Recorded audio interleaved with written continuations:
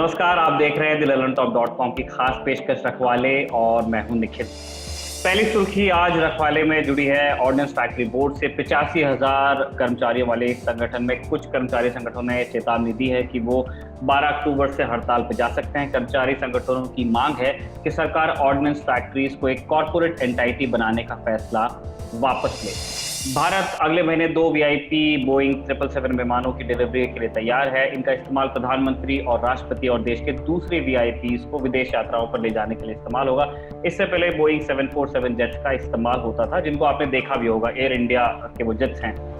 हम जानेंगे कि इन जेट्स में क्या खास होता है, ये आम कमर्शियल पैसेंजर जेट्स से किस तरह से अलग होते हैं। और तीसरी सुर्खी, जो आज की सबसे बड़ी सुर्खी है, जिस दिन रखवाले शूट हो रहा है, इन खबरों के बीच कि चीन का पैंगोंग त्सो इलाके से वापस हटने का कोई इरादा नहीं है। लद्दाख सीमा पर कोर कमांडर वार्ता का एक और दौर खत्म हो गया है। लेकिन इसी बीच 6 अगस्त को हंगामा मच गया जब रक्षा मंत्रालय ने एक दस्तावेज को अपनी वेबसाइट से हटा लिया। इस दस्तावेज का नाम है major activities of department of defence for the month of June 2020। इसमें लिखा था कि चीन ने कुमरांग नाला, गोगरा और पैंगोंग त्सो इलाके में 17 और 18 मई को घुसपैठ की थी। इसमें मामले को संवेदनशील बताया गया, लेकिन अब इस दस्तावेज को सरकार ने अपनी वेबसाइट से हटा लिया है। इसके बाद जो बड़ा मुद्दा होने वाला है रखवाले में, जिसके ऊपर तसल्ली से हम बात करेंगे, वो है चाइना स्टडी ग्रुप। इस ग्रुप का नाम आप बार बार सुन रहे होंगे। चीन के साथ जो सीमा विवाद हो रहा है उसके संदर्भ में इन सारे मुद्दों पर आपको एनलाइटन करने के लिए हमारे साथ है रक्षा विशेषज्ञ संदीप पुनितन। संदीप, बहुत बहुत स्वागत है आपका। शुक्रिया हमें वक्त देने के लिए। धन्यवाद। संदीप, शुरू से शुरू करेंगे। ओएफबीज के बारे में हम खूब बात करते हैं, ऑर्डिनेंस फैक्ट्री बोर्ड, उनके अलग अलग इश्यूज को हमने फ्लैग किया है। अब एक स्ट्राइक की बात चल रही है। स्ट्राइक हमारे कोर कॉम्पिटेंस का इलाका नहीं है रखवाले का, लेकिन हम इस बात में जरूर इंटरेस्टेड है कि ओएफबीज के कॉर्पोरेटाइजेशन से क्या होगा और ये नेसेसरी अननेसेसरी है या नहीं। आपकी क्या राय है इस मामले में? निखिल, इस बात में कोई संदेह नहीं है कि corporatisation is the only way forward ordinance factory board के लिए। और ये मैं नहीं कह रहा हूं, कई सारी गवर्नमेंट की कमेटियां सालों से यही बात कह रहे हैं। करीब 4 कमेटियां बैठ चुके हैं आज तक, और सभी का यही एक मोर और लेस यही उनका रिकमेंडेशन था कि आप इन ऑर्डिनेंस फैक्ट्री बोर्ड को कॉर्पोरेटाइज कर दीजिए, क्योंकि ये सारे जो कमिटीज इसीलिए बिठाए जा रहे थे क्योंकि वो there is a lot of dissatisfaction with the ordnance factory board functioning. Ordnance factory board क्या है? I will just explain very quickly. It is 41 factories जो ज्यादातर सारे जो आर्म्स, एम्यूनिशन, रसद, ये टेंट्स, क्लोथिंग वगैरह बनाती हैं हमारे फौज के लिए। मेजॉरिटी वो आर्मी के आर्मी को ही सप्लाई करते हैं। ये शुरू किया गया था 1960s में डिफेंस मिनिस्टर कृष्णा मेनन के टाइम पर, और उस वक्त उनको ये करना पड़ा क्योंकि इंडिया में इस तरह की कोई और कैपेसिटी नहीं थी। हम काफी ये इंडस्ट्रियलाइज नहीं थे उस वक्त। लेकिन आज अभी ये सवाल उठ रहा है कि क्या हमें फैक्ट्रीज चाहिए जो क्लोथिंग बना रहे, या बूट्स बना रहे, या टेंट्स बना रहे, जो कोई भी कमर्शियल कंपनी, आज बहुत सारे कंपनीज हैं इंडिया में प्राइवेट सेक्टर में जो बहुत ही कम कीमत में आपको यही सामान बड़े अच्छे क्वालिटी में करके दे सकती है। तो इसी बात को समझने के लिए काफी सारे कमिटीज सालों से यही कहते जा रहे हैं कि देखिए, ऑर्डिनेंस फैक्ट्री बोर्ड की जो स्ट्रक्चर है उसमें बहुत प्रॉब्लम है, इसको आपको रिफॉर्म करना पड़ेगा, इसको कॉर्पोरेटाइज करना पड़ेगा। अब इसका जो प्रेजेंट जो सिस्टम है वो एक्चुअली अटैच डिपार्टमेंट्स की तरह है। वो उनका कोई आकार या इस तरह का है नहीं। वो एक बोर्ड है जो कोलकाता में बैठती है, वो ये सारे जो फैक्ट्रीज हैं उनको रिपोर्ट करती है। तो एक लूज टाइप का एक स्ट्रक्चर है। 41 फैक्ट्रीज है पूरे भारत में, they are situated in various states, और इनका कोई ऐसा जैसे रेगुलर बेस्ट प्रैक्टिसेस है वो इम्प्लीमेंट नहीं कर पा रहे हैं। they don't have proper budgeting, accounting, billing वगैरह, ये जो नॉर्मल कंपनीज में हम देखते हैं, क्योंकि वो एक्चुअली वो अटैच डिपार्टमेंट है। वो defence department of defence production जो है मिनिस्ट्री ऑफ डिफेंस के अंदर, उसी के साथ जुड़े हुए हैं। तो ये शायद दुनिया का सबसे बड़ा ऐसा डिफेंस प्रोडक्शन आउटफिट होगा, डिपार्टमेंट, जो एक मंत्रालय के साथ जुड़ा है, जैसे डिफेंस मिनिस्ट्री है। तो ये हमारे जो सारे कमिटीज आज तक बैठे हैं, उनका एक ही रिकमेंडेशन था, देखिए आप उनको हटा के एक कॉर्पोरेटाइजेशन कर दी, एक कॉर्पोरेट बॉडी, एक या अनेक कॉर्पोरेट कंपनीज की तरह आप उनको बना दीजिए, जैसे कि HAL है या MDL है। वो ये नहीं कह रहे कि प्राइवेटाइज करो। 20 साल पहले एक कमिटी बैठी थी जिसका एक रिकमेंडेशन ये था कि इसको आप 3 हिस्सों में बांट दीजिए ऑर्डिनेंस फैक्ट्रीज को। पहला होगा सबसे क्रिटिकल जो है आर्म्स एम्यूनिशन वगैरह, वो सरकार अपने पास रखेगी। दूसरा जो है इसको आप कॉर्पोरेटाइज कर सकते हैं विद प्राइवेट इन्वॉल्वमेंट, आप शेयर्स उसके बेच सकते हैं। और तीसरा वो कह रहे थे कि पूरी तरह प्राइवेटाइज कीजिए, जो मतलब क्लोथिंग या वगैरह इस तरह के कमर्शियल आइटम्स जो बना रही है। लेकिन अब इस साल जो सरकार ने फाइनली एक डिसीजन ले लिया है कि वो आत्मनिर्भरता के अंदर वो जो अनाउंसमेंट की है फाइनेंस मिनिस्टर ने मई में, उन्होंने बड़ा साफ ये बात कह दिया कि देखिए हमें अभी आत्मनिर्भरता करने के लिए अब ये प्राइवेट इसको कॉर्पोरेटाइज करने की बहुत जरूरत है। तो इसलिए अब वो बिल्कुल सीधा मतलब they are gone right ahead without waiting for anything. अभी कोई किसी के मन में कोई शंका नहीं है, वो बिल्कुल अपने प्लान पे चल रहे हैं। और जैसे कि आपने पढ़ा होगा पिछले कुछ दिन पहले वो एक कंसल्टेंट को अपॉइंट करने की बात कर रहे हैं, जो सरकार को एडवाइस करेगी कैसे आप रोड मैप क्या होगा इसका, आप कैसे इसको कॉर्पोरेटाइज करेंगे।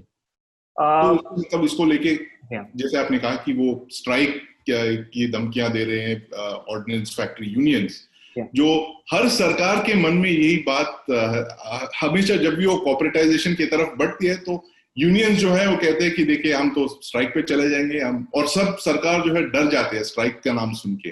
तो इस वक्त भी बिल्कुल ऐसे ही हो गया है जो यूनियंस का जो थ्रेट है। ऑर्गेनाइजेशनल स्ट्रक्चर आपने कहा कि अगर ये सुधरता है तो उनके काम में बेहतरी आ जाएगी। मैं ये समझना चाहता हूँ कि यूनियंस की चिंता क्या है, उनको ऐसा क्यों लगता है कि अगर कॉर्पोरेटाइज होता है तो उनके हित प्रभावित होंगे? क्या उस बारे में क्या कोई हमारे पास जानकारी है? जी निखिल, मैं उनसे बात कर रहा था, उनका ये कहना है कि देखिए ये जो कॉर्पोरेटाइजेशन आप कर रहे हो ये एक्चुअली प्राइवेटाइजेशन इन डिस्गाइज है। कुछ साल बाद आप पहले कॉर्पोरेटाइजेशन करोगे उसकी, फिर उसके धीरे धीरे आप शेयर्स बेचने लगोगे और फिर सरकार जो है माइनॉरिटी स्टेक में आ जाएगी और कोई बड़ी कंपनी आके इसको ले लेगी। तो हमारा क्या होगा जो कर्व है। बिल्कुल। तो जैसे कि एयर इंडिया के साथ हुआ, वो बिल्कुल ऐसे कह रहे हैं कि पहले उसको ये कर देंगे, स्पिन ऑफ कर देंगे, बेच देंगे और फिर फाइनली पूरी तरह प्राइवेटाइज हो जाएगा। तो उनका सब यही फियर है। अभी हमें देखना है कि देखिए हम एक जंग की स्थिति में हैं अब चाइना के साथ, और ये जो इमरजेंसी प्रोक्योरमेंट जो हो रहा है बाहरी देशों में जाके हम बहुत महंगे प्राइसेस पे, डबल ट्रिपल प्राइसेस पे हम एम्यूनिशन खरीद रहे हैं, ये हमारे देश में आज तक क्यों बना नहीं, ये बड़ा सवाल उठता है। और इसका सीधा एक ये जो रीजन ये है कि हमने आज तक क्षमता नहीं बनाई हमने इंडिया में ये सारे जो एम्यूनिशन, कम से कम मैं हथियारों की बात नहीं कर रहा हूँ, मैं सिर्फ एम्यूनिशन की बात कर रहा हूँ। अगर आपने 70 साल में आपने पूरी एम्यूनिशन को इंडिजिनस नहीं किया तो बहुत बड़ी गलती कर रहे हैं। इसीलिए सरकार ने भी ये कहा है कि देखिए हम वेट नहीं करना चाहते, so we have to balance the requirements. I mean are you saying that 80,000 85,000 workers के लिए आप क्या पूरी मतलब डिफेंस कैपेबिलिटी को रोक के रखोगे? ये बहुत चिंता का विषय है। लेकिन हम ये जरूर चाहेंगे कि इंडियन डिफेंस कैपेबिलिटीज पे सरकार सख्त फैसले ले, जरूरी फैसले ले, लेकिन किसी भी कर्मचारी हितों के खिलाफ जाकर के ना ले, उनके भी ग्रीवांसेस को जरूर सरकार एड्रेस करे। अगली सुर्खी पे हम संदीप चलते हैं। 2 VIP बोइंग 777 लिए जा रहे हैं। हमने जरूर हमारे व्यूअर्स ने वो तस्वीरें देखी हैं जिसमें जब PM कहीं बाहर जाते हैं तो एक बहुत बड़े पैसेंजर जेट में जाते हैं, वो एयर इंडिया का होता है, उसका कॉल साइन होता है एयर इंडिया 1, लेकिन वो बाहर से एक पैसेंजर जेट की तरह ही दिखता है। अब हम और पैसेंजर जेट्स ले रहे हैं, 2 हमारे ही जेट्स हैं जिनको अपग्रेड के लिए भेजा गया था और अगले महीने वो डिलीवरी होने वाली है। हम ये जानना चाहते हैं कि जो आम पैसेंजर जेट्स होते हैं और ये पैसेंजर जेट्स हैं जो कस्टमाइज किए जाएंगे VIPs के लिए, प्रेसिडेंट के लिए, प्राइम मिनिस्टर के लिए, इनकी कैपेबिलिटीज में क्या फर्क होता है और इन्हें खरीदना क्यों जरूरी है? क्योंकि काफी प्रीमियम प्राइस पे इनको खरीदा जाता है, इनको अपग्रेड किया जाता है। निखिल, जैसे आपने कहा कि ये जो पहले वाले जो एयर इंडिया 1 थे जिसमें प्रेसिडेंट, प्राइम मिनिस्टर और वाइस प्रेसिडेंट डिग्नेटरीज बाहर ट्रैवल करते थे, वो एक्चुअली एयर इंडिया फ्लीट से ही उन्होंने मतलब जहाज लेके उसको थोड़ा कन्वर्ट करके वो यूज करते हैं। तो इसमें ऐसे कोई खास बात नहीं है सिवाय उस कॉल साइन का कि वो उसको एयर इंडिया 1 का एक कॉल साइन दिया जाता है। और प्लेन की जो कैपेबिलिटीज है उसमें कुछ खास फर्क नहीं है। इस बार लेकिन उन्होंने ऐसा तय किया कुछ साल पहले, मतलब ये 6-7 साल काफी सालों से एक्चुअली सोच चल रहा था कि हमें कुछ करना चाहिए एक अलग डेडिकेटेड वीवीआईपी फ्लीट के लिए। उन्होंने सोचा लॉन्ग रेंज जो है, आपको याद होगा करीब 10-15 साल पहले 737 बोइंग्स उन्होंने खरीदे थे बिल्कुल इसी तरह, लेकिन उनकी जो रेंज है वो काफी लिमिटेड है क्योंकि वो छोटे पैसेंजर एयरक्राफ्ट है। वो यूएसए खरीदा था उन्होंने और ये सेल्फ प्रोटेक्शन सिस्टम्स वगैरह इंस्टॉल किए। अब ये जो 2 जेट्स आ रहे हैं अगले महीने, ये 777 है, लॉन्ग रेंज जेट्स है। इसका मतलब है कि रिफ्यूलिंग करने की कोई जरूरत नहीं, काफी यहाँ से यूएस तक अनइंटरप्टेड फ्लाइट कर सकती है, वो हाफ द वर्ल्ड कवर कर सकती है। और इसमें बहुत सारे ऐसे नए सेल्फ प्रोटेक्शन स्वीट्स जो उन्होंने फिट किए हैं। इसका ये मतलब है कि ये सारे सॉफ्ट किल मेजर्स है। I'll just try and explain how this works कि अगर कोई मिसाइल समझो, एक सरफेस टू एयर मिसाइल जो है ये सबसे बड़ा ये थ्रेट है हमारा पैसेंजर एयरक्राफ्ट, आप जानते हैं। जैसे कि मलेशियन एयरलाइंस 6 साल पहले हमने सुना है, जैसे यूक्रेन के ऊपर वो उड़ रहा था और अभी ईरान के ऊपर हुआ, बिल्कुल ईरान के साथ। ये काफी ऐसे बहुत सारे हादसे होते हैं, ये इसी वजह से क्योंकि ग्राउंड पे जो युद्ध चल रहा है, कभी कभी बहुत सारे ऐसे हॉटस्पॉट्स हैं। अगर किसी कारणवश हमें हमारे एयरक्राफ्ट उस हॉटस्पॉट के ऊपर से फ्लाई करे तो ये एकदम वल्नरेबल हो जाते हैं, बहुत ही वल्नरेबल हो जाते हैं। तो इस एयरक्राफ्ट में वो इस तरह के सेल्फ प्रोटेक्शन स्वीट्स का इंस्टॉल किया है, काफी सारा पैसा खर्च करके, करीब $200 मिलियन, मतलब 1400-1500 हजार करोड़, 1500 करोड़ खर्च करके उन्होंने ये 2 एयरक्राफ्ट में से मिसाइल वार्निंग सिस्टम्स, जैमर्स, इस तरह के बहुत सारे इलेक्ट्रॉनिक उपकरण फिट किए हैं, जिससे मिसाइल आते ही उसको डिकॉय फ्लेयर्स फायर करते हैं और उसको डिविएट करती है, या फिर जो रेडार उनको ये करती है, जो रेडार लॉक ऑन करती है उसको जैम करने के सारे जो सुविधाएं हैं इसी एयरक्राफ्ट में है। और यही नहीं, उसके अंदर एक बहुत एडवांस्ड कम्युनिकेशन स्वीट्स भी होंगे, जिससे प्राइम मिनिस्टर या प्रेसिडेंट अगर वो इफ दे आर एयरबॉर्न, जो हवा में है, जब फ्लाई कर रहे हैं तो they are constantly in touch with the ground satellite communications के थ्रू। तो किसी भी वक्त ऐसा नहीं कि प्राइम मिनिस्टर को नहीं पता हुआ कि नीचे इंडिया में क्या हो रहा है या डेस्टिनेशन में क्या हो रहा है, तो he is constantly in the loop. तो इस तरह के बहुत सारे अत्याधुनिक डिवाइसेस उन्होंने फिट किए हैं इस 777 में, एकदम मॉडर्न है, स्टेट ऑफ द आर्ट है, यूएस से उन्होंने खरीद के फिट किया। और आई गेस ये जो लंबा प्लान है आगे चल के, क्योंकि एयर इंडिया को प्राइवेटाइज किया ही जाना है, तो फिर वो आपके 747 भी उसके साथ ही जाएंगे, तो फिर शायद ये जेट्स कम्युनिकेशन स्क्वाड्रन को दे देंगे। जी, आपने देखा होगा कि वो जो उस पे जो है एयर इंडिया नहीं लिखा है, इंडियन एयरफोर्स लिखा है। तो ये इंडियन एयरफोर्स के कम्युनिकेशन स्क्वाड्रन में है और इंडियन एयरफोर्स के पायलट्स ही उसको फ्लाई करेंगे। ठीक है, अगली सुर्खी पे हम बढ़ते हैं संदीप। बहुत ही डिस्टर्बिंग चीज सामने आई है। हम आपके साथ में कोर कमांडर्स मीटिंग डिस्कस करना चाहते थे, लेकिन आज हमने देखा कि एक डॉक्यूमेंट मिनिस्ट्री ऑफ डिफेंस की वेबसाइट पे आया और उसको हटा लिया गया। पूरी दुनिया अब जानती है लगभग कि सीमा विवाद जो चीन के साथ हमारा चल रहा है ईस्टर्न लद्दाख में, वहां पे क्या हुआ है, किसने ट्रांसग्रेस किया है, किसकी टेरिटरी में कौन आया है, कौन कहां पे बैठा है, सैटेलाइट इमेजरी सबके पास है। और लगभग उन्हीं जानकारियों को कंफर्म किया था गवर्नमेंट ने अपने उस डॉक्यूमेंट में, जो कि बहुत पुराना था। इस आपको क्या लगता है आपको कि इसे क्यों हटाने की हमें जरूरत पड़ गई, और इतने अब्रप्टली और इतने अनप्रोफेशनल तरीके से? लेकिन ये इस डॉक्यूमेंट में जो 3 या 4 लाइन उन्होंने इंक्लूड किए हैं, उससे पहली बार गवर्नमेंट में बहुत क्लैरिटी से उन्होंने डिस्कस किया कि क्या हुआ था वाकई, कि ट्रांसग्रेशंस हुए थे, कहाँ हुए थे, क्या इंसिडेंट्स थे। और सबसे महत्वपूर्ण लाइन जो है इसमें, वो कहते हैं कि present standoff is likely to be prolonged. इसका मतलब जो हम डिस्कस करते आ रहे हैं रखवाले के काफी सारे एपिसोड्स में, हमने बात की है शिव के साथ भी, ये कि सारा जो चाइना का जो गेम प्लान है ये इसको प्रोलॉन्ग करने का है, न कि किसी एक मीटिंग में वो डिसाइड करेंगे कि हम यहीं से हट जाएंगे। वो हटने के लिए वहां नहीं आए, वो आए थे प्रोलॉन्ग करने के लिए। और इस डॉक्यूमेंट में बड़े क्लैरिटी से डिफेंस मिनिस्ट्री ने ये बात कह दिया जो हम बात कर रहे थे इतने हफ्तों से, कि ये प्रोलॉन्ग्ड से ये होगा, स्टैंड ऑफ होगा, ये चलता जाएगा विंटर तक। तो शायद उनको लगा कि ये हमें रिपोर्ट नहीं करना चाहिए था, ये इसीलिए उन्होंने जल्दी उसको वापस ले लिया, उस डॉक्यूमेंट को। संदीप, आपने 2 डेकेड्स से आप कवर कर रहे हैं डिफेंस बीट को। क्या हिस्ट्री में भी इस तरह के इंस्टेंस है जब सरकार ने किसी चीज को पब्लिश करके फिर बाद में रिट्रैक्ट किया हो? मेरे ख्याल में ऐसा कोई एक, I am trying to think last time कब हुआ था ये, क्योंकि इस तरह से इतने शीघ्रता से किसी क्योंकि ये एक बार पब्लिक डोमेन में आ गया, लोगों ने डाउनलोड करके रख लिया अपने पास। नहीं, और वो नहीं जानते हैं कि ऐसे स्क्रीनशॉट्स लेते हैं लोग, उसको फौरन डाउनलोड किया गया और रखा गया। And this is actually very strange, because ये हम जो है डेमोक्रेसी में रहते हैं, ये ऐसे बेसिक डिटेल्स एटलीस्ट अगर हमको नहीं मिलता है तो there is not going to be any informed debate.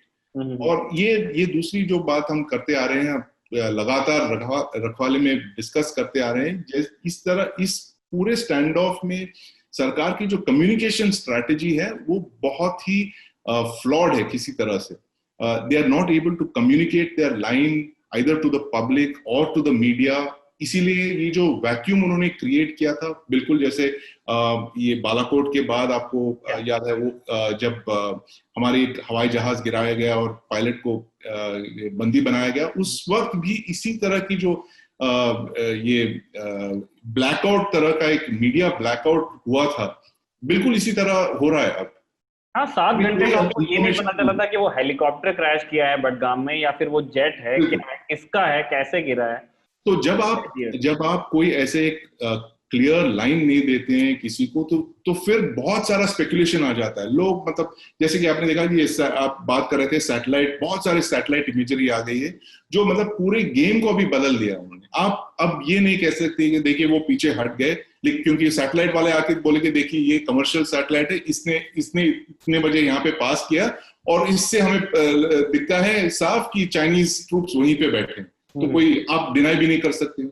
तो इसीलिए ये actually this whole standoff जो है, it is a test case in strategic communications. Nikhil, इनको बड़े सीरियसली ये बैठ के देखना पड़ेगा कि how we have to tailor make our communication strategy. ये नहीं कि आप कुछ नहीं कहेंगे, बैठे रहेंगे, या फिर कोई डॉक्यूमेंट आपने रिलीज किया फौरन उसको निकाल देंगे। तो this actually doesn't show a very mature handling of the situation. और जैसा कि आप संदीप जानते हैं, हमारे व्यूअर्स भी जानते हैं कि एक और राउंड हुआ है कोर कमांडर्स का दोनों तरफ से, और उसमें भी बहुत ही क्रिस्टल क्लियर निकल के नहीं सामने आया कि आगे की राह क्या होने वाली है। प्रोलॉन्ग मीटिंग्स, बहुत सारा डेलिब्रेशन, और उसके बाद में एक बैठक चाइना स्टडी ग्रुप के साथ भी जो कि रिव्यू करते हैं, हम उस पर आने वाले हैं। हमने बहुत रिपोर्ट्स ऐसी देखी थी, पिछले रखवाले में भी हमने इसको मेंशन किया था लेकिन डिस्कस नहीं किया था, कि चाइना अब लगभग रिफ्यूज कर रहा है कि पैंगोंग त्सो पे कुछ हुआ भी है। तो क्या जो सवाल हम लगातार पोस्ट करते आ रहे हैं कि ये रीड्रॉइंग का अटेम्प्ट है एलएसी का, क्या अब वो उसकी तरफ डिसाइसिवली बढ़ते जा रहे हैं, और क्या एक ऐसी स्थिति निर्मित हो सकती है जब हमें एक्सेप्ट करना पड़े ग्राउंड रियलिटीज को? निखिल, मुझे नहीं लगता है गवर्नमेंट ऑफ इंडिया इसको एक्सेप्ट करेगी, क्योंकि अब जो उनका लाइन था पहले से, since the beginning of the crisis, मई से जो लाइन है कि आप स्टेटस क्वो एंटे रेस्टोर कर दीजिए। अब हमें ये पता नहीं है कि ये कितना टाइम लगेगा इसको रेस्टोर करने के लिए, लेकिन जब तक ये रेस्टोर नहीं होता, मुझे नहीं लगता है इंडिया और चाइना के बीच जो डिप्लोमेटिक संबंध है, it will be business as usual. क्योंकि जैसे कि आपने देखा कि और बहुत सारे उन्होंने डिप्लोमेटिक लीवर्स भी प्रेस किए हैं, कमर्शियल लीवर्स भी उन्होंने टच किया है। They are talking of Quad, moving closer to the United States. ऐसे बहुत सारे उन्होंने स्टेप्स लिए जो पहले किसी भी वक्त उन्होंने ऐसा किया नहीं। तो that's a very significant point. और अगर चाइना सोचती है कि हम यहाँ बैठ के एलएसी जो उनका जो स्ट्रैटेजी बड़ा क्लियर है, वो एलएसी रीड्रॉ करना चाहते हैं, अपने टर्म्स पे वो हैंडल करना चाहते हैं कि देखिए ये एलएसी हमारे है, हमारा ये कि ये we will not accept this. This is a blatant attempt to redraw the LAC. We will not accept that. और जो again, this is another issue that हम रखवाले में डिस्कस करते आ रहे हैं. Pangong so is the main bone of contention. Nikhil, वो पहले भी मैं जो लोगों से बात कर रहा था वो कह रहे थे कि देखिए चाइना बाकी जगहों की बात करने लगते हैं तो हम तो पंगोंग से पे अड़े हैं. हमने वहां जब तक आप पंगोंग से वापस नहीं जाएंगे, there is no question of talking about the other parts, जैसे डेप्सांग हो या पीपी 15, 16, वो पेट्रोल पॉइंट्स की बात नहीं करेंगे. पहले हम पंगोंग से शुरू करेंगे. और चाइना कहती है नहीं, हम पैंगोंग को बाद में देखेंगे, पहले वो दूसरे. तो that is one of the reasons why this is being prolong. और उनकी जो सोच है वो एक्चुअली काफी ठीक भी है, क्योंकि उनका एक मानना है कि अगर टूरिस्ट वहां पहुंच जाते हैं पंगोंग में, सब पूछने लगेंगे देखिए चाइना कौन से पोजीशन पे बैठे. तो गाइड बोलेंगे देखिए यहाँ पे बैठे, पहले यहाँ थे अब यहाँ आ गए. तो जो पब्लिक में जो ये चर्चा बढ़ सकती, इसके खास इसी वजह से उन्होंने पंगोंग को लेके इतना ये किया चाइना के साथ. They are very firm on that. Sandeep, आपने अभी एक पेट्रोल पॉइंट का जिक्र किया 15. मैं 15A के बारे में बात करना चाहता हूँ. हम बहुत अच्छे से जान गए हैं अब. लोगों ने बहुत वो इमेजेस देखे. गलवान अब लोग बहुत अच्छे से जानते हैं. देप्सांग हम लगातार बताते आए हैं कि उसको एक अलग मुद्दे की तरह डिस्कस करने की कोशिश चल रही है, जो आपको रखवाले में हम बताते रहेंगे. पैंगोंग सो भी अब लोग जान गए. जो 15A है, वहां पे आपका फ्रिक्शन इतना क्यों बढ़ा हुआ है और उसका क्या सिग्निफिकेंस है हमारे लिए वहां पे जमे रहना?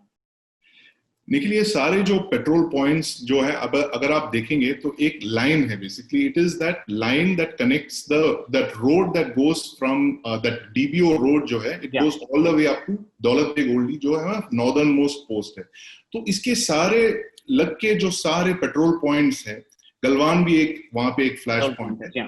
तो उनका एक बड़ा एक वेरी क्लियर एक स्ट्रेटेजी है चाइनीज की कि हमें श्योक रिवर जो है, श्योक रिवर के वेस्टवर्ड हमको धकेल के वो एलएसी को रीड्रॉ करना चाहती है. तो that is the main game actually. उनका ये है कि they want to get into the most advantages position. वो जैसे हमने पहले वाले एक रखवाले में भी डिस्कस किया है कि हम जो है इंडिया में 1 साल या 5 साल की बात करते हैं, कुछ महीनों की बात करते हैं, आगे जब हम आगे की सोच की बात करते हैं.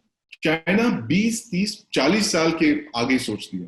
तो उन्होंने जब हमने डिसाइड किया कि देखिए अक्साई चीन हमारी टेरिटरी है, हम उसके लेके ही रहेंगे, तब उन्होंने शुरू किया होगा उनके प्लानिंग कि देखिए अगर उनको आज ये कह रहे हैं, कल ये कर भी सकते हैं या करने की कोशिश भी कर सकते हैं, क्योंकि उनके सारे रोड इंफ्रास्ट्रक्चर बन रहे हैं. ये मुझे कुछ पता नहीं है, मुझे कोई इनसाइड इंफॉर्मेशन नहीं है, लेकिन मैं जो हमारे लोगों से बात कर रहा था, हमारे मिलिट्री प्लानर्स से बात कर रहा था, तो वो कहते हैं देखिए हम प्रोफेशनल हैं, वो भी प्रोफेशनल है, जैसे हम सोचते हैं वो भी ऐसे ही सोचते हैं. फर्क सिर्फ इतना है कि हमारी जो सोच है 5 साल या 10 साल के, उनका 30, 40 साल आगे की सोच है. तो उस सोच को लेके उनका ये है कि कैसे हम इनके सारे जो लॉन्च पैड्स हैं उसको एकदम मतलब उनको डिफेंसिव पे लगाए रखे ताकि वो अक्साई चीन की तरफ ना आए. तो that is the whole motivation, that is the game plan of this forward movement. जो किसी फ्यूचर इंडियन ऑफेंसिव को पहले डिसेबल करने की कोशिश कर रहे हैं क्या? बिल्कुल. ये चाहते हैं कि आपकी जो स्थिति है वहां पर आप स्थिर ना रहे, हमेशा एक स्टेज ऑफ अनसर्टेनिटी, फ्लक्स में. बिल्कुल कि आप एक पेट्रोल पोस्ट 15 तक आ रहे हैं, वो आके आपको धक्का दिए, आप पीछे हट गए. तो मतलब you are not in a stable position anywhere along that very vital axis. ठीक है. अगले और जो मुख्य मुद्दा है, चाइना स्टडी ग्रुप, एक टॉप सीक्रेट बॉडी जो पब्लिक व्यू से काफी दूर रहती है. हमको ऐसा लग रहा था कि इन 2-3 सालों में बनी होगी, लेकिन 1975 से बनी हुई है, इंदिरा गांधी के समय से, और बहुत शांत रह के अपना काम करती है. यही वो बॉडी है जिसने पेट्रोल पॉइंट्स बनाए, जहां तक के इंडियन आर्मी पेट्रोल करती है एलएसी पे आईटीबीपी के साथ. संदीप, बहुत सारे लोग नहीं जानते हैं कि चाइना स्टडी ग्रुप की हिस्ट्री क्या है, उसकी सिग्निफिकेंस क्या है, उसकी नीड क्या है. तो ओवर टू यू. मैं चाहता हूं कि आप जितनी लेंथ पे डील करना चाहते हैं इस टॉपिक को, लोगों को बताएं कि ये चीज क्या है, क्यों लाई गई. निखिल, ये चाइना स्टडी ग्रुप जो है it's a very interesting body. अब actually I am looking at the mindset, ये इंडियन गवर्नमेंट की जो माइंडसेट है कि ये पहली बार आफ्टर द 1962 वॉर गवर्नमेंट में एक एक तरह से एक सोच आए कि चाइना को समझने के लिए we need a all of government approach. सारे जो डिपार्टमेंट्स हैं हम सबको साथ में बैठ के डिसाइड करना होगा कि what we have to do about China.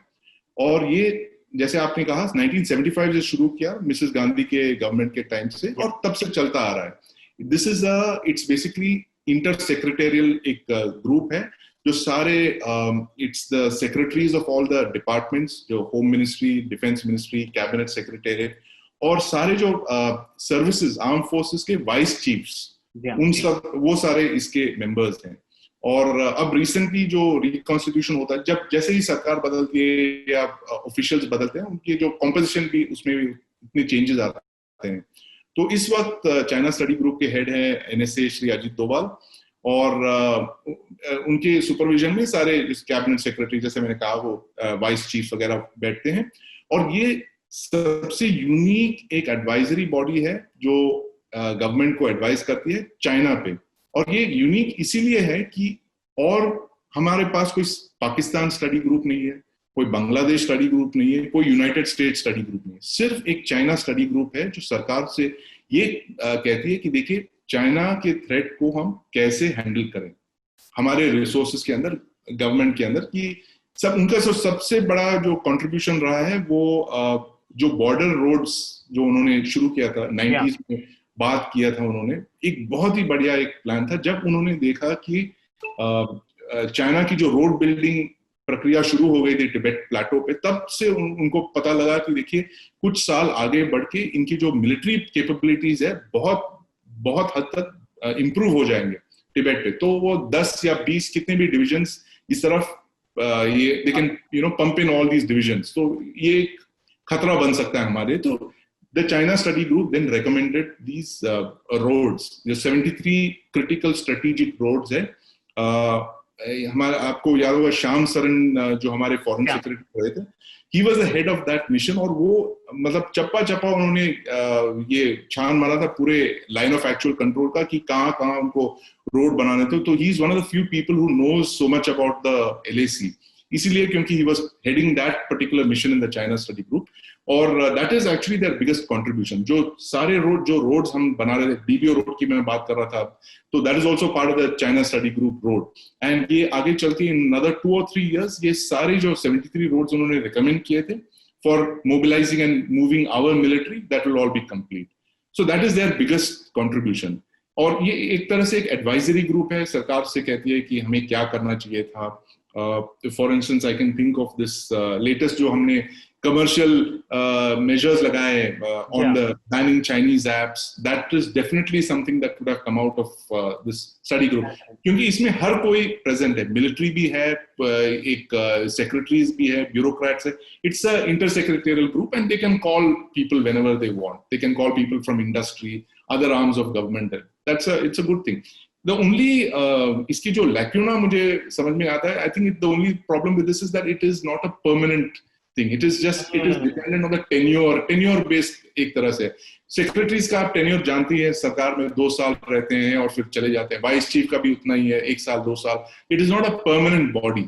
तो इसकी जो एक्सपर्टीज, क्योंकि the officials take time to understand situations and all that, जब तक वो समझ लेते हैं उनका रिटायरमेंट हो। वो एक्सपर्टीज एक्यूमुलेट नहीं हो पाती हैं। Expertise is not accumulate, it's a very temporary, एक एडहॉक टाइप का है। बट इट्स रेगुलर ये लोग शायद मिलते भी नहीं है, ये नीड बेसिस पे मीटिंग्स आई गेस कॉल होती हैं China. It's all need based. It meets often but it's entirely need based. अगर संदीप हम इसे एक गवर्नमेंट थिंक टैंक माने चाइना स्टडी ग्रुप में, और ये चीज ऑफ लेट गवर्नमेंट ने एक्सेप्ट की है, पब्लिकली नहीं, लेकिन जो जानकारी बाहर आती है उसमें तो उन्होंने कहा ही है कि चाइना को लेके हमारा इंफॉर्मेशन बहुत कम है, हम बहुत कम समझते हैं चाइनीज माइंडसेट को। तो जो आपने इश्यूज फ्लैग किए हैं चाइना स्टडी ग्रुप में, आपको क्या लगता है कि इन्हें कैसे सम अप किया जा सकता है?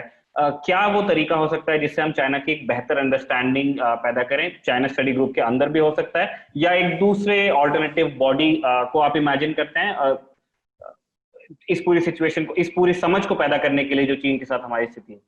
निखिल, जैसे लास्ट इशू में हमने भी सिमिलर थिंग डिस्कस किया था रखवाले में कि we have to take a long term view of China. ये हमारे जो सबसे बड़ा प्रॉब्लम जो है, आज तक हम पाकिस्तान फोकस्ड रहे, और मैं जर्नलिस्ट की बात नहीं कर रहा हूँ, मैं पूरी सरकार की बात कर रहा हूँ, पूरी पब्लिक की जो अटेंशन है पाकिस्तान पे चली गई है। और इस वक्त चाइना मतलब it is emerged as a strategic threat to us. तो we have not studied, we have not invested enough in China.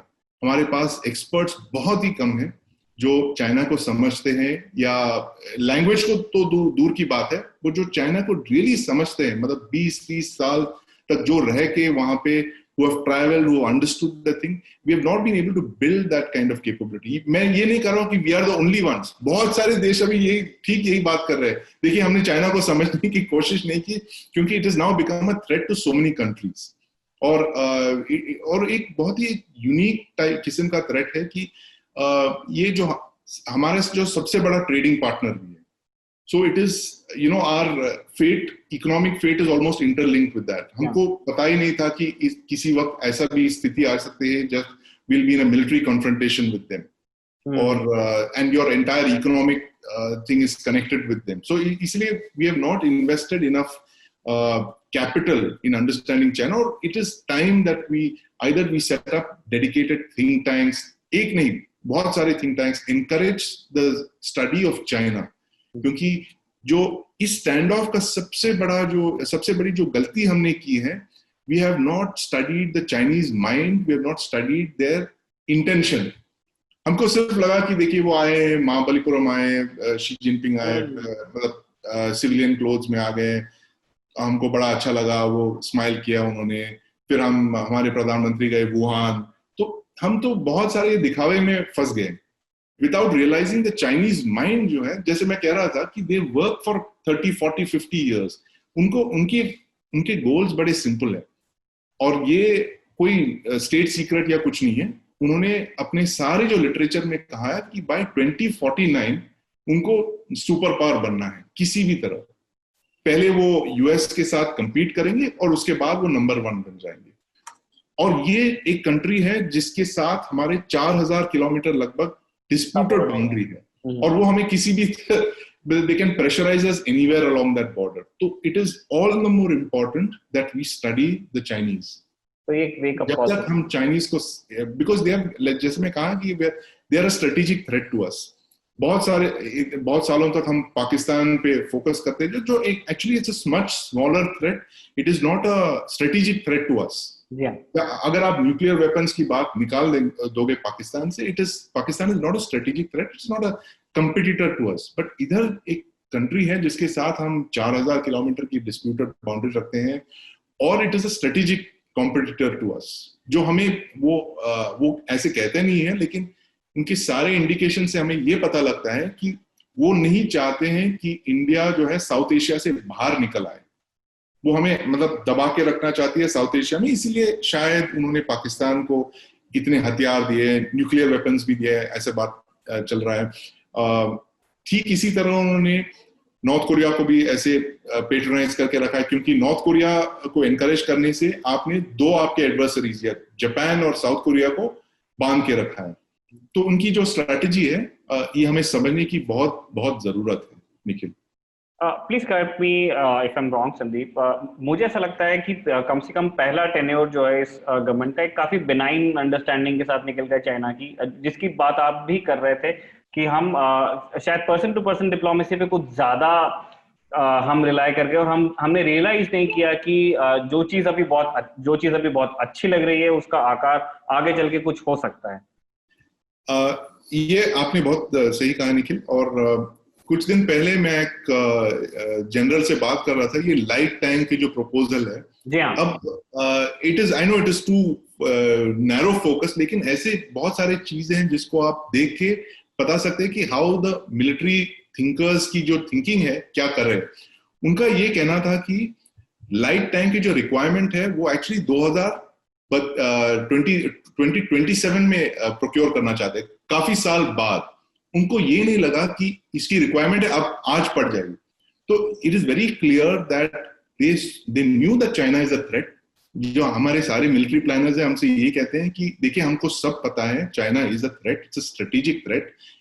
सारे जो हमारे रेजिंग्स है, इंफ्रास्ट्रक्चर है, जो बॉर्डर रोड्स है, सब everything is China focused. Nuclear weapons program भी essentially it is China focused, not Pakistan focused. But हमें ये पता नहीं था कि when the Chinese threat will manifest itself. They did not know it was going to be 2020.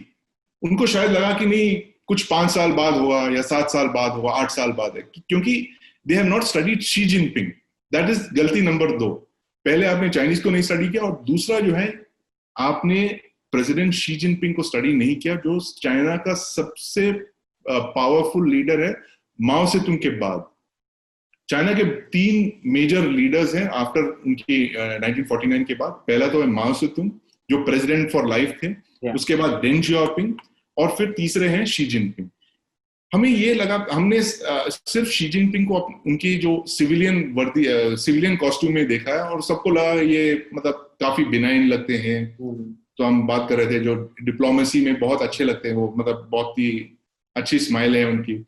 लेकिन हम उनकी जो मिलिट्री साइड है हमने ये नहीं देखा कि शी जिनपिंग चाइना की हिस्ट्री में पहला वो लीडर है जो मिलिट्री कॉस्ट्यूम में अक्सर दिखते हैं. He's always wearing military costumes, he's with ships, it is with, और military force जो है उनकी, it is a very important part of his thinking. कि ये जो पीएलए के सबसे बड़े रिफॉर्म्स है उनकी इंडिपेंडेंस के बाद 1949 के बाद सबसे बड़ी रिफॉर्म रिस्ट्रक्चरिंग शी जिनपिंग के अंडर ही हुआ. तो जाहिर सी बात है कि अगर ये मिलिट्री आप रिफॉर्म कर रहे हो, किस बात के लिए कर रहे हो, आप परेड के लिए नहीं कर रहे हो, कहीं तो यूज करेंगे आप. तो उनको ये नहीं पता था कि शायद ये आके हमारे बॉर्डर्स पे ये थ्रेट मैनिफेस्ट हो जाएगा, और जो हो गया है इस बार 2020 में.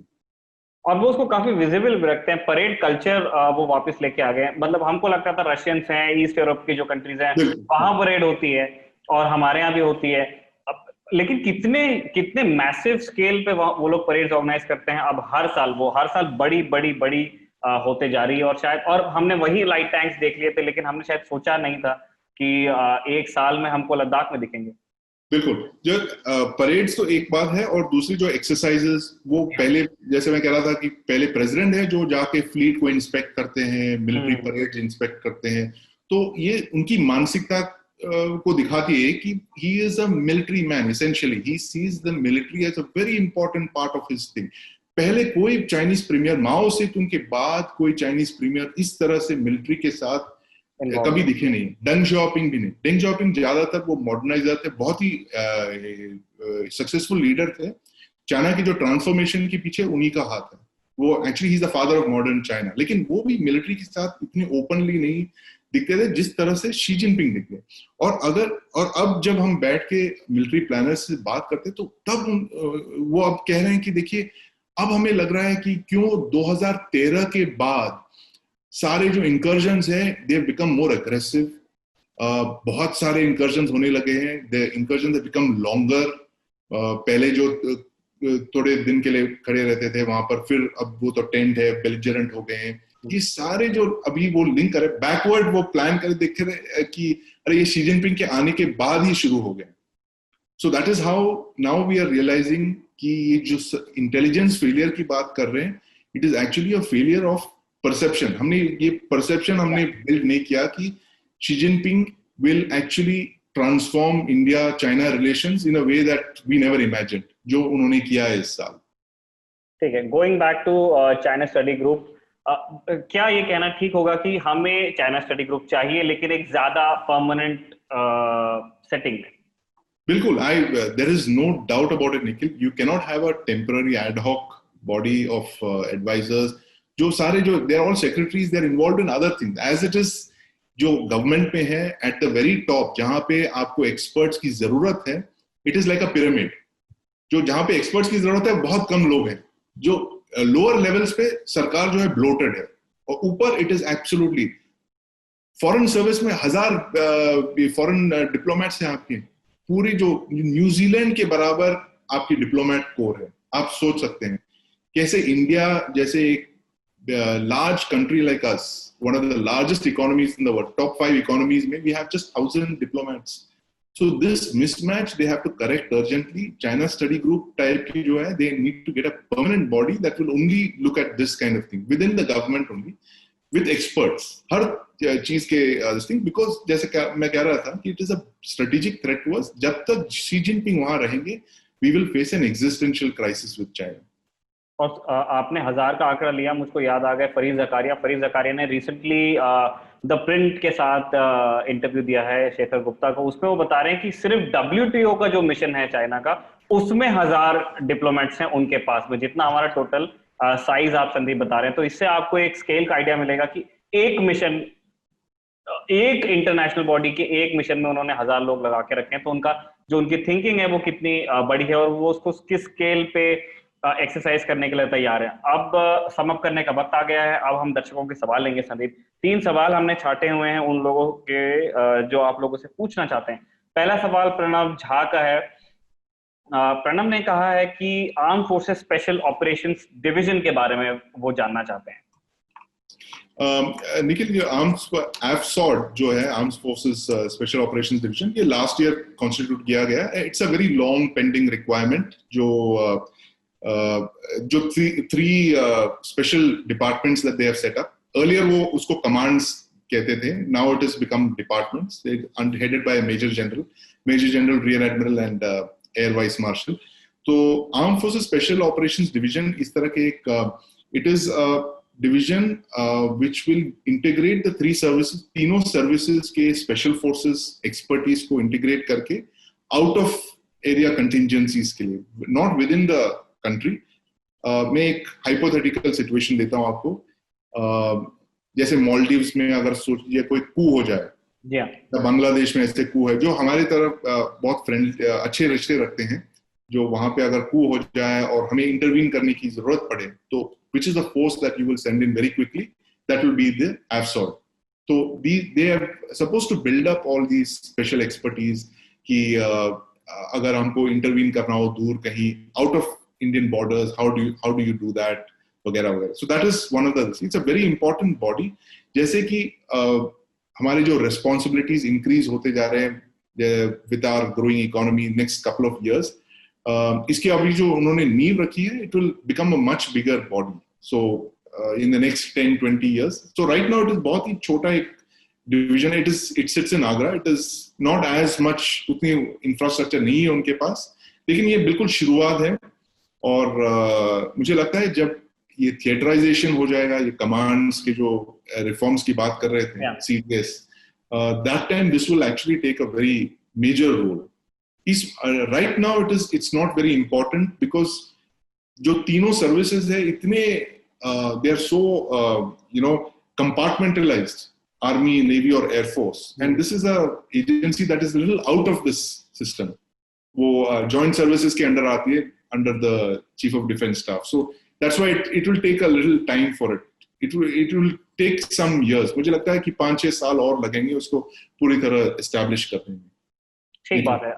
अगले सवाल पे जाते हैं. ऋषभ गुप्ता का सवाल है. ऋषभ गुप्ता ने पूछा है कि उत्तम एसा रेडार को फुली ऑपरेशनल होने में कितना टाइम लग सकता है, और हम ऐसी टेक्नोलॉजी को फास्ट ट्रैक क्यों नहीं कर पा रहे हैं. उत्तम का जवाब आप जरूर दीजिएगा, लेकिन मैं जाना पहले क्या हम दर्शकों को बता सकते हैं कि एसा रेडार्स होते क्या हैं. निखिल, एसा radar is a very very important capability जो पहली बार एक फ्रंटलाइन फाइटर एयरक्राफ्ट में हमने राफाल के साथ RB2 फेज्ड एरे रेडार जो है इलेक्ट्रॉनिकली स्टीयर्ड है. नॉर्मल जो रेडार्स है आपको जानते हैं, जैसे उसकी प्रिंसिपल है, it is physically, see, there is a Doppler effect से वो Doppler effect. This is an electronically steered thing, so you can pick up many more targets very quickly. So ये capability जो काफी सालों से वो try कर रहे हैं, now finally you're getting close to it. उत्तम ईसा radar जो है, they are mounting it on the light combat aircraft. Okay. मुझे लगता है within the next 5 years, that's what they are saying, 5 साल के अंदर they will have this radar installed. और वो install करने के बाद ये भी possibility है कि हमारे जो पुराने जहाज हैं जो अपग्रेड करने में आ रहे हैं, we don't have to depend on a foreign radar. तो उनकी सारी जो upgrades है, we can look at the उत्तम as a upgrade kit. जैसे Su-30s अपग्रेड होने वाले हैं.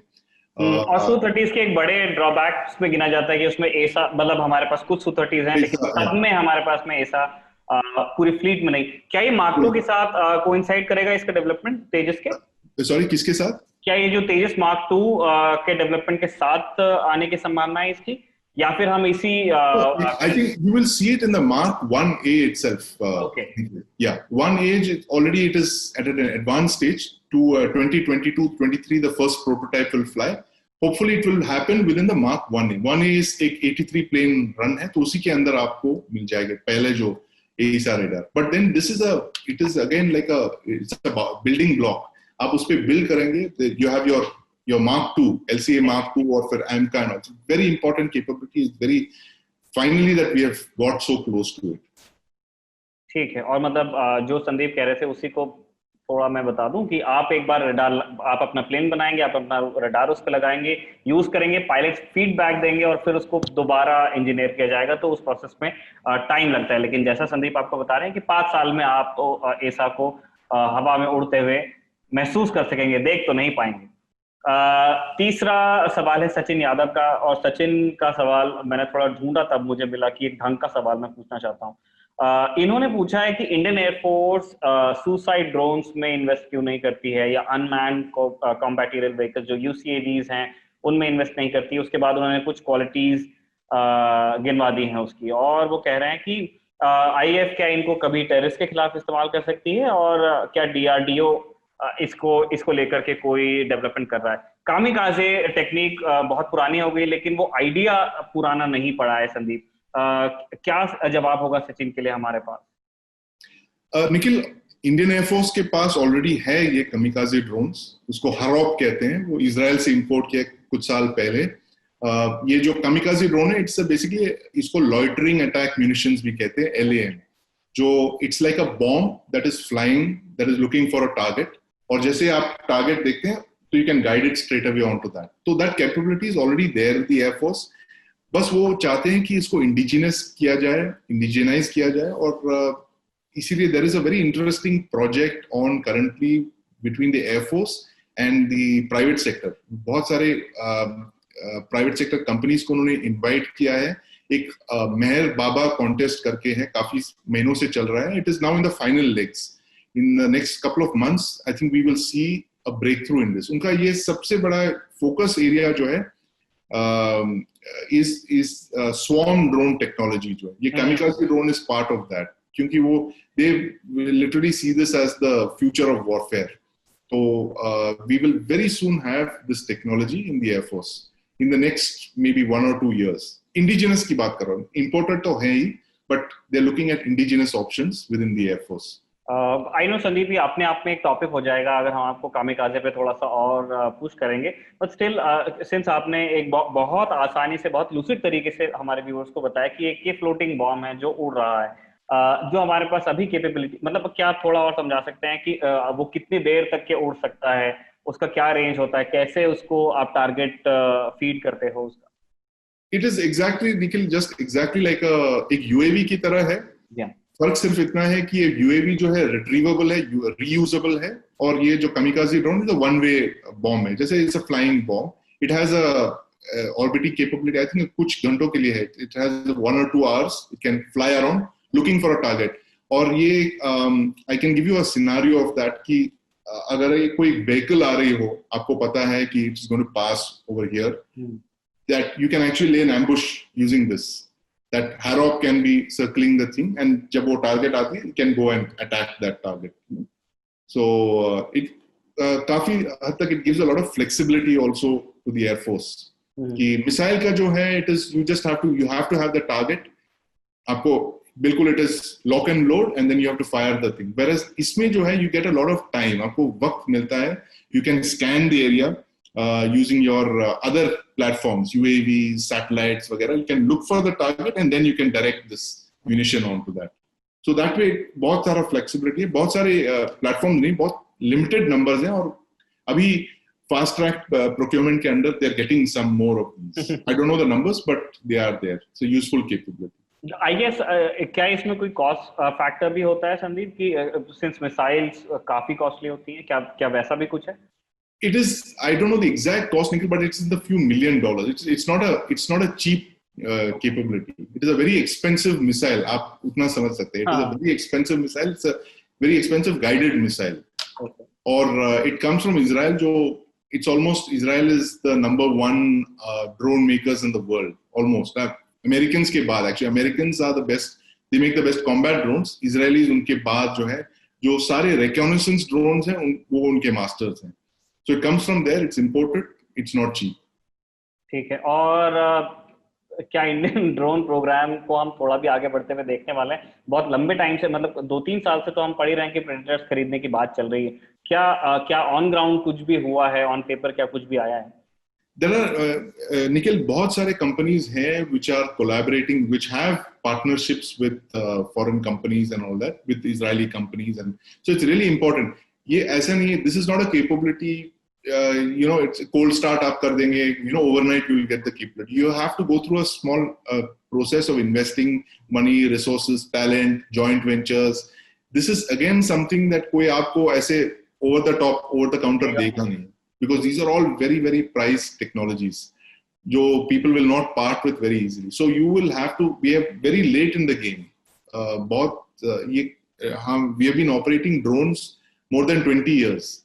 और शायद ही कोई country है हमारी तरह which has been constantly in combat. मैं US की बात नहीं कर रहा हूँ, but something like Israel, or which has constantly been in combat, and जिसकी जो terrain है, requirements है बहुत सारा. We have not been able to invest adequately in drones. और ये मुझे लगता है कि एक माइंडसेट इशू भी है, बिकॉज लोगों का ये मानना है कि अगर हम ड्रोन्स पे इन्वेस्ट करेंगे देन हमारे मैन्ड एयरक्राफ्ट प्रोग्राम्स का क्या होगा, man in the loop will be, without realizing that you have to look at the outcomes rather than the instruments. So this is one capability I think we have not developed enough. और इसमें this is one area actually, जो private sector, क्योंकि private sector इतनी nimble है, और it's basically a young person's game. It's all about startups, technology game है. So governments are not as nimble as the private sector, especially in areas like cutting edge technology like drones and combat drones and all that. So इसलिए I have a lot of hope in this, because बहुत सारे private companies जैसे मैं कर रहा था have already entered this arena of drones, क्योंकि उनको लगता है here is where they can make a difference. काफी सारे IITs में research projects चल रहे हैं. They're very good projects, but जैसे हमारा प्रॉब्लम यही है कि to get a research project into a production and then finally induction, उसी में हम मार खा जाते हैं कि we get prototypes but we are not able to convert that prototype into a product. But I'm still very hopeful, Nicholas, because again मैंने जैसे कहा कि private sector का काफी involvement है इसमें, and now I think the government will be open also to solutions, आत्मनिर्भरता वगैरह.